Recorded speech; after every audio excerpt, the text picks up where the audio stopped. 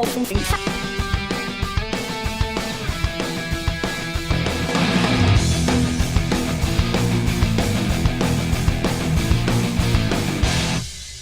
guys, Cody here with GLltch, and I'm here to review the new Call of Duty Black Ops 3 DLC 1 of 4 Awakening, guys.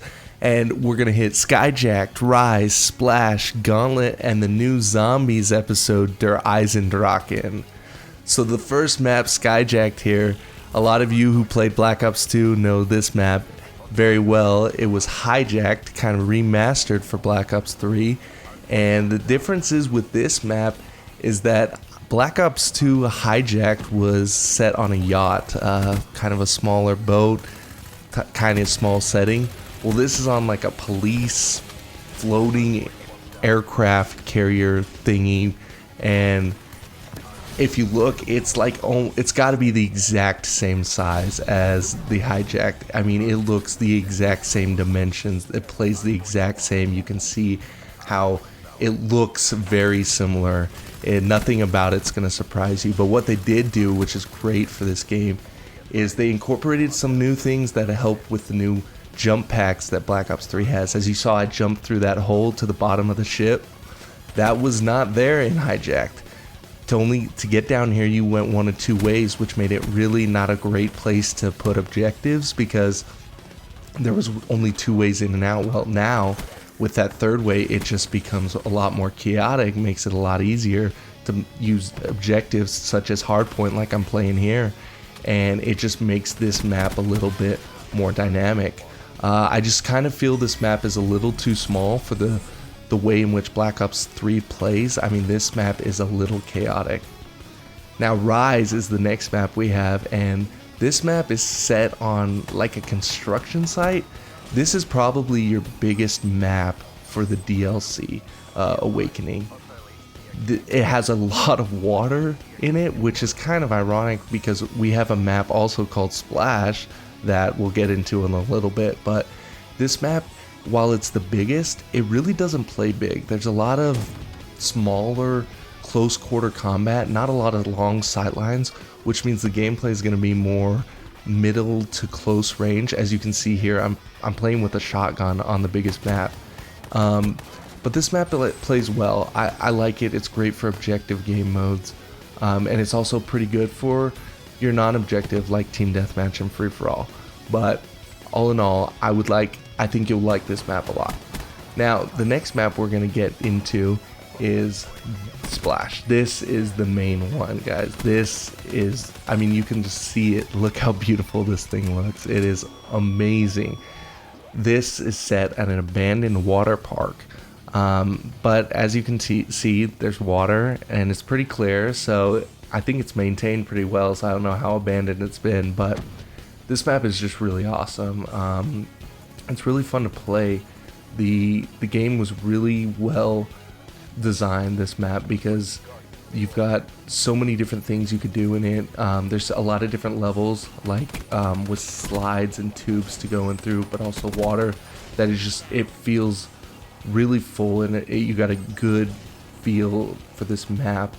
I think this map plays really well for objective game modes. My favorite, Safeguard. I just love the way the map feels. Most of it's centered in the middle of the map, which most objective game modes are, but also it's really great for free-for-all and team deathmatch, because it's just really just a great map. It's just really well designed, but as you might find out as you begin to start playing it, is a lot of people get caught up in just looking at the map and they're not playing, and that can be frustrating, but you can see why, because this map is just completely awesome. The last map for the multiplayer we're going to review is Gauntlet. This is set on like a military training base where they prepare soldiers for all potential scenarios. It really shows the three-path system that Treyarch likes to incorporate in its maps, with one path being the forest, jungle, tropical area you just saw. The middle, as we are right here, the snow, icy kind of map look and feel to it, and then the other angle, the other path will be the urban setting. This map is pretty good. It's good for objective game modes. I absolutely am not a fan of it for some of your non-objective like team deathmatch and free-for-all, because it's just a map where you can really camp. I mean, look at these guys. They're hiding behind ice sculpture, you know, the glaciers, and you can hide in plants, you can hide behind cars, all the different settings. It's just a map where I feel a lot of people will camp it out, try and get kills, and not really show off their skill. But aside from that, it's a good map. I mean, it's a pretty good map. It's definitely, in my opinion, the weakest of the four. But if this is the weakest of the four, I mean, you gotta think you're spending your money well, because this is awesome. All right, guys. Now we're gonna talk about zombies. I got a little flack on my Black Ops 3 review because I didn't do zombies, and I understand that's a big part of the game. I've never been a fan of zombies since Black Ops 2, but I decided, you know what, I'd do it because you guys want the review. Well, Der Eisendrachen, I can tell you what, I'm gonna start playing zombies again because this map is awesome.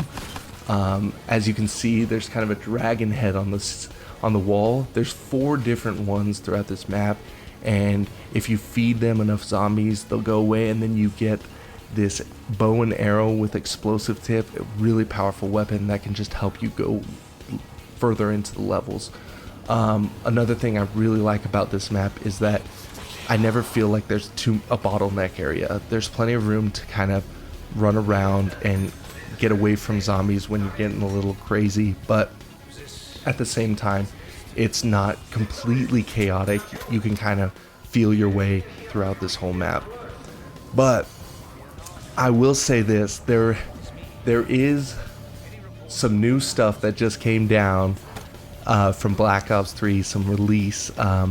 Looks like we're gonna get at this DLC some new guns and equipment, guys. We're gonna get a couple of melee weapons, type of blade, as well as a crowbar, so that'll be something cool to look for. We'll get a new sight, looks like a variable zoom sight. Also a tribal crossbow, which sounds pretty awesome to me. Get a single shot assault rifle, kind of like the M1 Garand from like World at War. Some of you, if you played that. We're gonna get a new launcher. The 2 ones we have now are great. I can't imagine the 3rd. We're gonna get a pistol, like a slug pistol, great for close range, so I'm excited for that. And then also a bayonet that you can attach to the end of a gun, which we haven't seen in a while, but all that does is increase your melee range, makes you a little more deadlier. But yeah, those things, it looks like those things will be in the black market, so it's just kind of a luck thing, but I hope you guys have some luck in finding those. But tell me, guys, what you think of this DLC. What's your favorite map? What do you think of Der Eisendrachen? I just like saying the name. Alright, guys, that's it for the Awakening DLC. I thank you guys for watching this, and as always, if you could like, comment, subscribe, that would be awesome, and have fun playing Call of Duty.